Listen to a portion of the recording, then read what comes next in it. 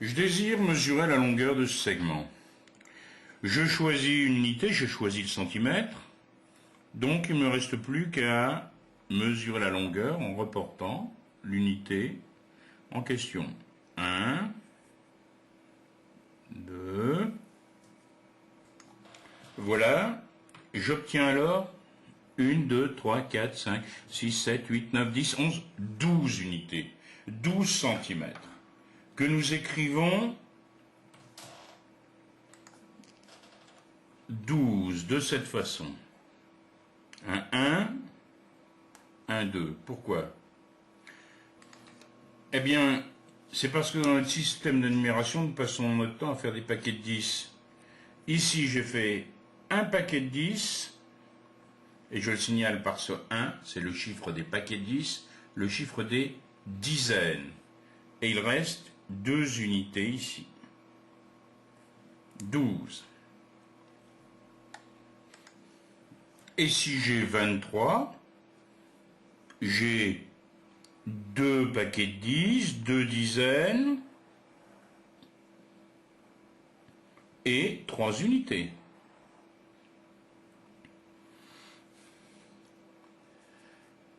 Et si on avait 423, vous entendez 100? 423, on a refait des paquets de 10 et on en est arrivé à des paquets de 100. On a donc 4 paquets de 100, ce sont des centaines, 4 centaines, 2 paquets de 10, 2 dizaines, 3 unités. Regardons ce nombre. On a 7 unités, 5 dizaines, 4 centaines et 3 paquets de 1000. Et ce nombre se lit 3457. Si j'ai maintenant ce nombre, 2 unités, 3 dizaines, 7 centaines, 9 milliers et 4 paquets de 10 000. Alors je pourrais très bien lire le nombre de cette façon, 4 paquets de 10 000 et 9 paquets de 1000, 7... Non, c'est pas ainsi qu'on fait. Quand on lit les nombres, en fait, on va regrouper les chiffres 3 par 3 en commençant par la droite. Donc ici, on aura 732, et puis ici, 49. 49, ici, je suis dans la colonne des 1000. 49 732. Attention, un nombre un peu compliqué. Unités, dizaines, centaines, mille, 10 000, 100 000 et millions. Comme tout à l'heure, je fais des paquets de 3 depuis la droite. Ici, je suis dans la colonne des millions, je vais dire millions, 2 millions, 732 136.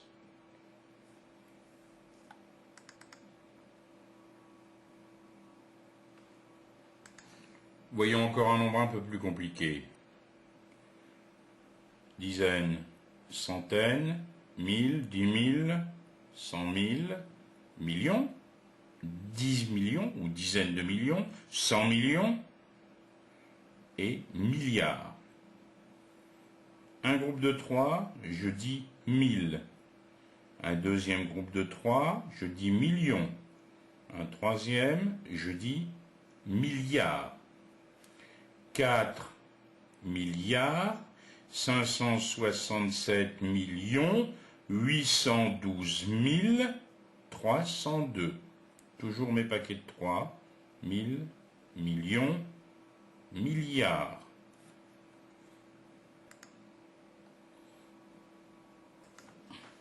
J'ai maintenant un autre segment dont je désire connaître la longueur.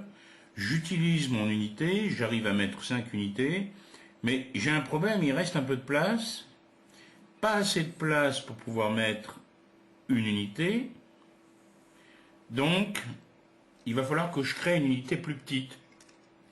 Alors, de la même façon qu'on faisait tout à l'heure avec nos nombres entiers des paquets de 10, là, on va diviser l'unité de départ.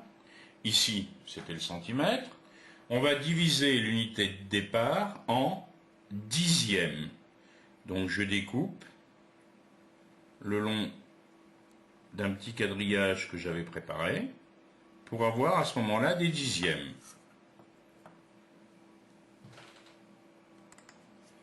Voilà, je n'ai plus qu'à placer ces dixièmes à côté de la dernière unité de manière à pouvoir mesurer la longueur du segment. J'ai donc obtenu 5 unités et 4 dixièmes. 5 unités, 4 dixièmes. Eh bien, pour montrer que ce chiffre 4 correspond à des dixièmes, je mets une virgule devant. La virgule, elle veut simplement dire qu'à partir de ce moment-là, vous avez découpé cette unité ici en 10. Vous avez des dixièmes ici.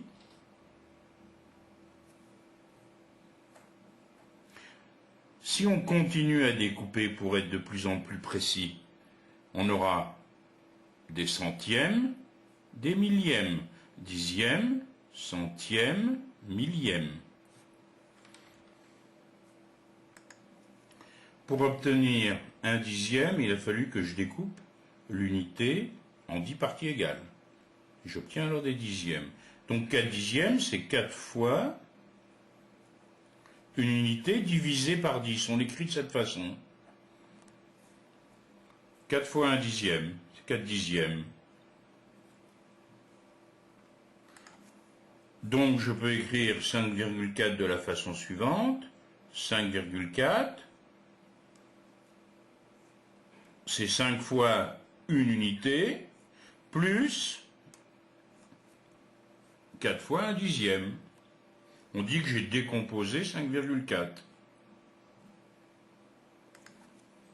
De la même façon, si je voulais décomposer 375,47, j'ai ici des paquets de 100, je suis aux centaines, ça me fait 3 fois 100, plus aux dizaines 7 fois 10, plus 5 fois l'unité.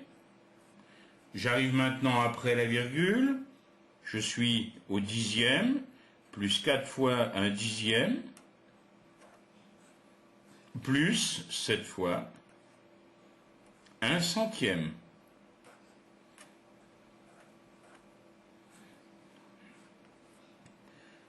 Quand vous regardez 375,47, vous avez une partie entière. C'est évidemment 375.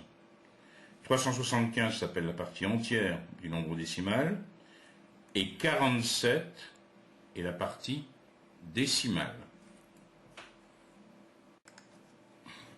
On sait lire ce nombre, il s'agit de 780 600.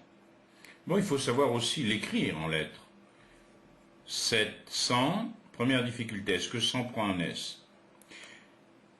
100, il prendra un S s'il n'est pas suivi d'un nombre. Bon, ici, on a 80 derrière 100, donc pas d'S. Sinon, on aurait bien sûr un S à 100, on a 700. 80, 80, le 20 utilise, ou plutôt suit la même règle que le 100. Ici, on a 80, on devrait avoir un S, mais derrière, on a 1000. 1000, qui est considéré ici, non pas comme un nom, mais comme un adjectif.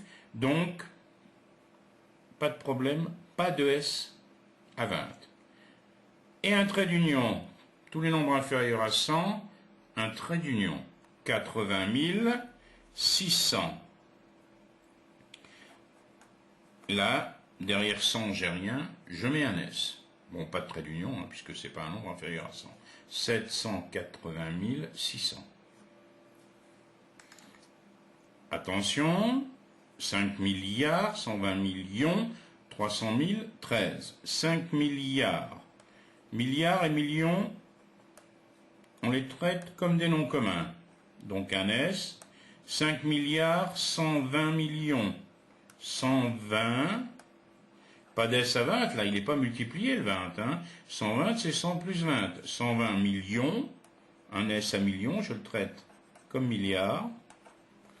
300 000. Alors attention, est-ce que le 100 prend un S? Oui, pourquoi?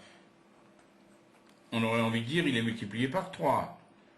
Eh bien non, parce que derrière 300, vous avez 1000. Donc 300 000, 13. Donc je répète, ici pas d'S à 100, il est suivi par 1000.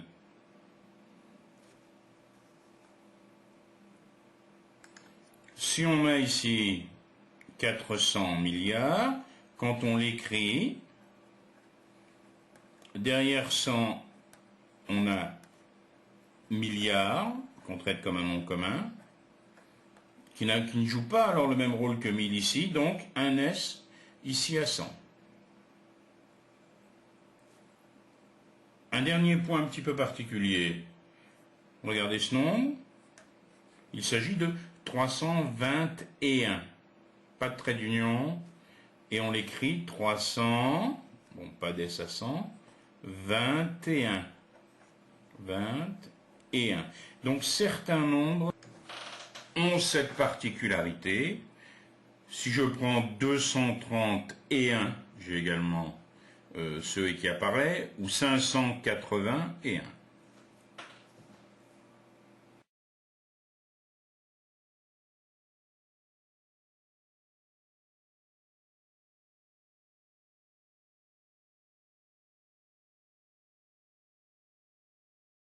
Nombres décimaux. Parlons d'abord de notre façon de compter, c'est-à-dire de notre système de numération. Vous avez tous remarqué que pour écrire les nombres, vous utilisez 10 symboles, 0, 1, 2, 3, etc. 10 symboles qu'on appelle chiffres. Alors, notre système de numération, c'est le système décimal, c'est-à-dire qu'on va sans arrêt de 10 en 10. Regardez bien ce qui suit. Nous savons tous lire le nombre 24,8. Ce nombre, il s'écrit 2, 4, on met une virgule, et puis on utilise le symbole 8. Mais qu'est-ce que cela signifie finalement pour nous dans notre système de numération? Si je prends une baguette comme unité, c'est mon unité, la baguette, ça pourrait être des billes, ça pourrait être des étiquettes, j'ai choisi cette baguette-là. Finalement, ce 2 signifie que j'ai 2 paquets de 10 baguettes. On va toujours de 10 en 10. J'ai 4 baguettes que je ne peux pas ranger dans des paquets, puisque dans des paquets de 10, elles sont que 4. J'ai donc 24, ici je suis dans la colonne de ce qu'on appelle les unités. Là c'est les paquets de 10, c'est les dizaines. Et puis ce virgule 8, à ce moment-là, derrière la virgule, ça veut dire que j'ai découpé l'unité, pour être plus précis. Donc ici j'ai découpé l'unité en 10, ça fait que j'ai des dixièmes. Eh bien, ce 8 m'indique que j'ai 8 dixièmes. Donc, je peux écrire que 24,8, c'est 2 fois 10, c'est 2 paquets de 10, plus 4 fois 1, bien sûr, 4 unités, plus 8 fois 1 dixième, on peut écrire un dixième de cette façon-là. Voilà notre façon d'écrire les nombres. Donc, si j'ai ici tout en haut, regardez bien, 24,8, c'est donc le nombre qui correspond à 2 dizaines, 4 unités et 8 dixièmes. Donc, dans mon écriture, 24,8, 24, c'est la partie entière du nombre. Si je dis que j'ai acheté quelque chose 24,80 €, j'ai 24 € et ensuite j'ai 80 cents. Eh bien, ce 8 ici, c'est la partie décimale du nombre. De la même façon, si vous prenez 4879,46, la partie décimale c'est 46, la partie entière c'est 4879, Et vous voyez ici qu'on peut décomposer ce nombre en utilisant notre système décimal.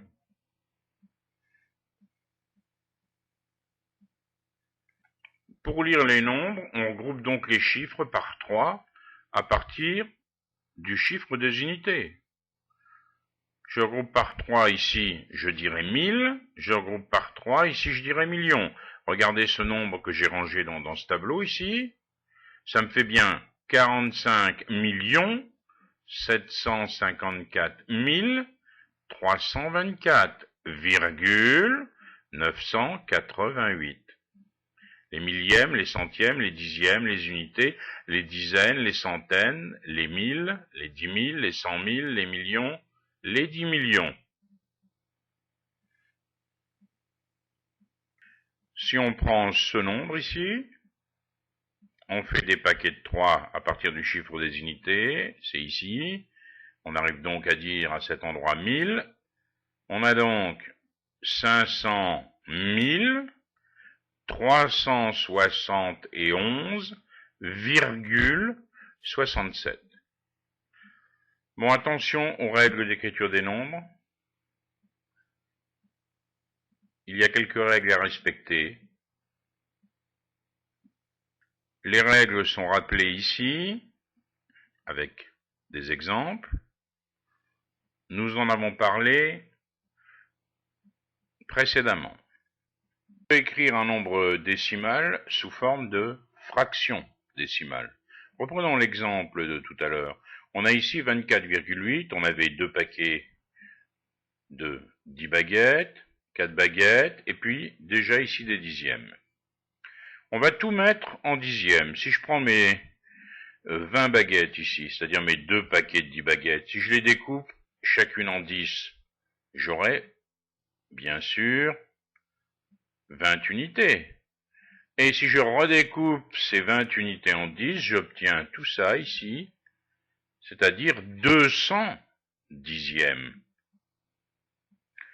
De la même façon, avec les 4 unités ici, je les découpe en 10, j'obtiens donc 40 dixièmes, plus les 8 dixièmes que j'avais tout à l'heure. Donc 24,8, c'est égal à 248 dixièmes. 248 sur 10. Mais on aurait pu faire le même travail en utilisant les millièmes. 248 sur 10, c'est pareil que 2480 sur 100. Et ainsi de suite. On aurait eu par exemple 24 800 millièmes, etc. Une fraction décimale est donc une fraction dont le dénominateur est 10, 100 ou 1000. Exemple, 34 centièmes est une fraction décimale.